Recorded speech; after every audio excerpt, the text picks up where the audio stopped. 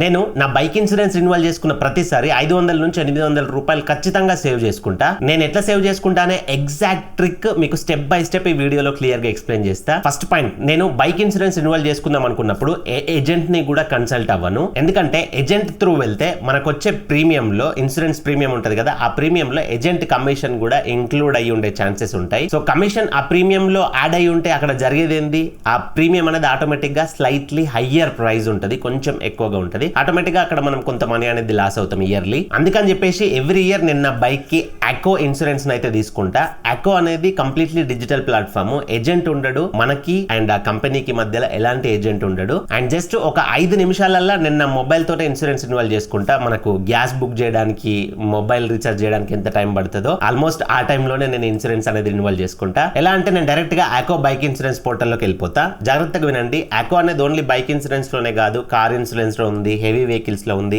Health, term insurance, ఇట్లా different insurances provide చేస్తుంది. కాబట్టి అకో బైక్ ఇన్సూరెన్స్ కి వెళ్ళండి. కావాలంటే నేను డిస్క్రిప్షన్ లో కామెంట్ బాక్స్ లో డైరెక్ట్ గా లింక్ ప్రొవైడ్ చేసిన, ఆ లింక్ క్లిక్ చేశారంటే మీరు బైక్ ఇన్సూరెన్స్ రెన్యువల్ చేసుకునే పేజ్ కి వస్తారు. సో ఆ పేజ్ కి వచ్చిన తర్వాత ఫస్ట్ ఆఫ్ ఆల్ ఇక్కడ మనం ఏం చేయాలంటే మన బైక్ నంబర్ ఎంటర్ చేయాలి. వ్యూ ప్రైజెస్ పైన క్లిక్ చేశామంటే ఒక్కొక్కసారి ఆటోమేటిక్ గా మన బైక్ కి సంబంధించిన డీటెయిల్స్ అన్ని కూడా అదే ఫేస్ చేసుకుంటది. బైక్ అనేది ఈ మధ్య తీసుకున్న వెహికల్ అనుకోండి, అన్ని డీటెయిల్స్ అదే ఫేస్ చేసుకుంటది.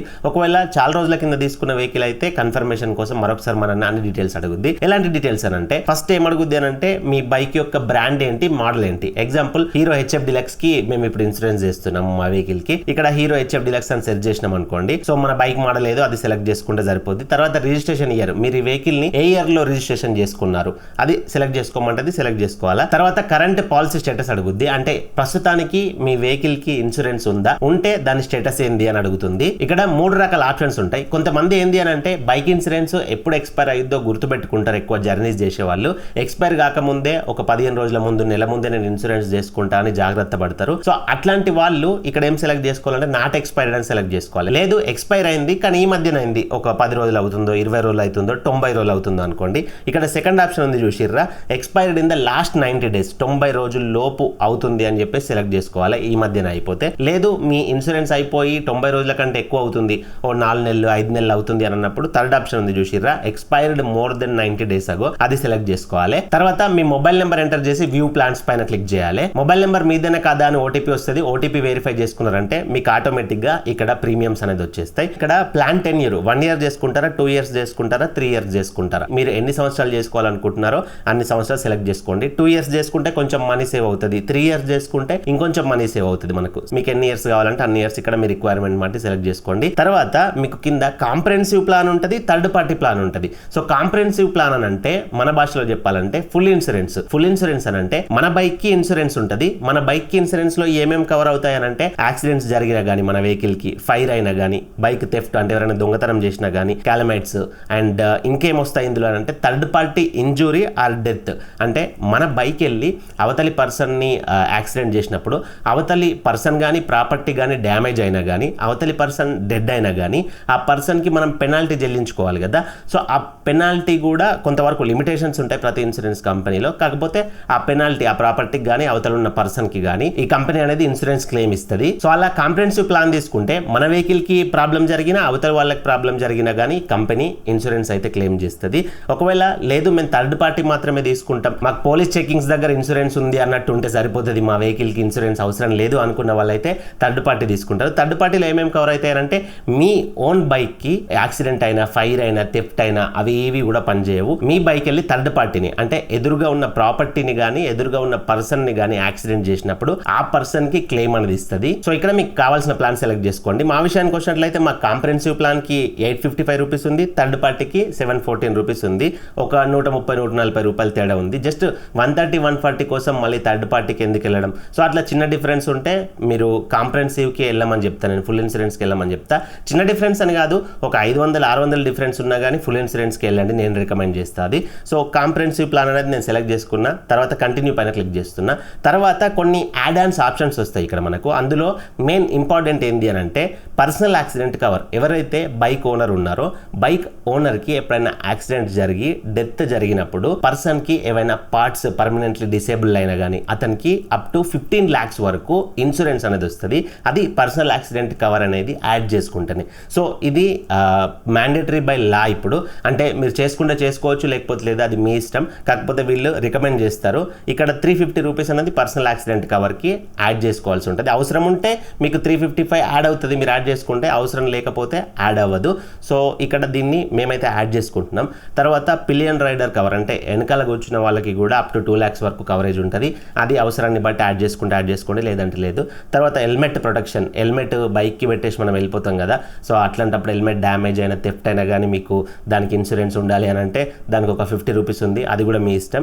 తర్వాత కన్జ్యూమబుల్స్ కవర్ 6 రూపీస్ ఉంటుంది. కన్జ్యూమబుల్స్ అంటే ఫ్యూచర్లో బైక్ ఎప్పుడైనా రిపేర్ జరిగినప్పుడు, యాక్సిడెంట్ అయ్యి ఇన్సూరెన్స్ క్లెయిమ్కి ఇచ్చినప్పుడు బోల్ట్స్, నట్లు, బ్రేక్ ఆయిల్, ఇంజిన్ ఆయిల్ ఇవన్నీ ఉంటాయి చూసిరా, వాటన్నింటినీ కన్జ్యూమబుల్స్ అంటారు. వాటి కోసం మీ దగ్గర నుంచి సపరేట్గా డబ్బులు అడగద్దు అని అనుకుంటే దీన్ని యాడ్ చేసుకోండి. 6 రూపీస్లో పోయిందేం లేదు కదా. జస్ట్ యాడ్ పైన క్లిక్ చేసేసి కంటిన్యూ పైన క్లిక్ చేయండి. తర్వాత మీ ఫుల్ నేమ్ అడుగుద్ది. మీ ఆర్సీ కార్డు మీద బైక్ ఓనర్ నేమ్ ఎట్లయితే ఉంటుందో యాజ్ ఇట్ ఈస్ అట్లనే ఇవ్వండి. తర్వాత మీ రెగ్యులర్గా వాడే ఈమెయిల్ ఐడి ఇవ్వండి. తర్వాత మీ పిన్ కోడ్ ఎంటర్ చేయండి. జిఎస్టీ నెంబర్ దగ్గర మీ బిజినెస్కి ఏదైనా జిఎస్టీ ఉంటే ఇక్కడ ఎంటర్ చేయండి, లేదంటే లేదు, అది కంపల్సరీ ఏం కాదు. తర్వాత కంటిన్యూ పైన క్లిక్ చేశారంటే మరొకసారి మీకు ఓటీపీ వస్తుంది. ఆ ఓటీపీ వెరిఫై చేసుకున్నారంటే మీరు ఇప్పుడు ఇన్సూరెన్స్కి పేమెంట్ చేసే పేజ్కి అయితే వస్తారు. ఒకసారి మీకు ఇక్కడ డీటెయిల్స్ అన్ని కూడా వస్తాయి, ఇప్పటిదాకా మీరు ఎంటర్ చేసినాయి. కావాలంటే మళ్ళీ రీచెక్ చేసుకోండి. మీరు కిందకి స్క్రోల్ చేసినట్లయితే ప్రీమియం అనేది కంప్లీట్గా ఎంత పే చేయాలనేది ఇక్కడ చూపిస్తుంది. అదేంటి ఇంతకుముందు 1200 చేంజ్ చూపించింది, ఇప్పుడు 1400 అయింది అని అనుకుంటున్నారా? ఇక్కడ జిఎస్టీ అనేది యాడ్ అవుద్ది. సో జిఎస్టీ గురించి కొత్తగా చెప్పాల్సిన అవసరం లేదు.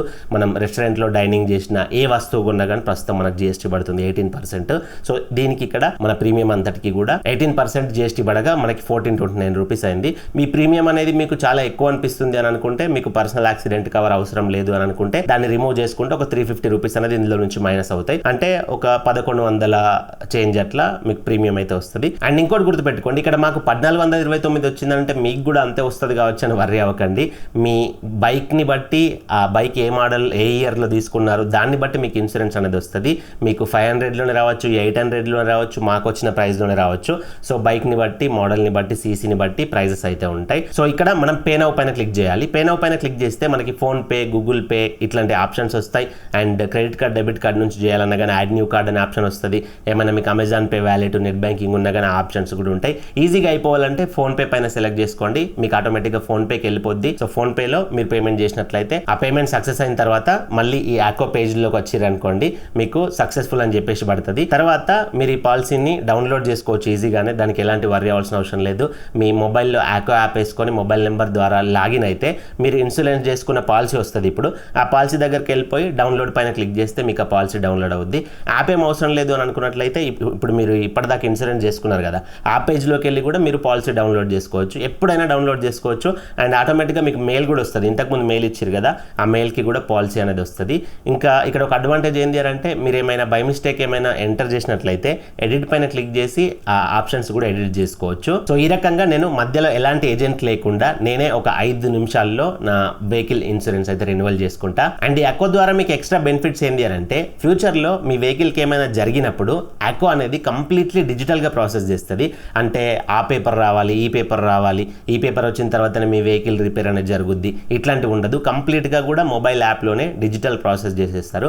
అండ్ ఇంకొక అడ్వాంటేజ్ ఏంటి అంటే, కొన్ని సెలెక్టెడ్ సిటీస్లో వెహికల్ యాక్సిడెంట్ జరిగిన, అంటే దాన్ని క్లెయిమ్ చేసుకునే అవసరం వచ్చింది అనుకోండి, free pickup and drop facility కూడా ఉంది కొన్ని సిటీస్లోనే. అండ్ ఇందులో ఇంకొక అడ్వాంటేజ్ ఏంటి అంటే, ఎప్పుడైనా అనుకోకుండా వెహికల్ యాక్సిడెంట్ జరిగినప్పుడు అక్కడ చిన్న మైనర్ ప్రాబ్లం అయింది, మేజర్ ప్రాబ్లం ఏం కాలేదు అని అనుకోండి, అట్లాంటప్పుడు మీరే అకో యాప్లో క్లెయిమ్ నౌ అనే ఆప్షన్ ఉంటుంది. క్లెయిమ్ నౌ పైన క్లిక్ చేసి అక్కడ జరిగిన సిచ్యువేషన్ని ఫొటోస్ తీయడం కానీ, లేకపోతే మీరు సెల్ఫీ లాగా వీడియో తీసుకోవడం కానీ చేసి అక్కడ అప్లోడ్ చేసిర్రు అనుకోండి, విత్ ఇన్ హవర్స్లోనే మీకు క్లెయిమ్ అయిపోతుంది.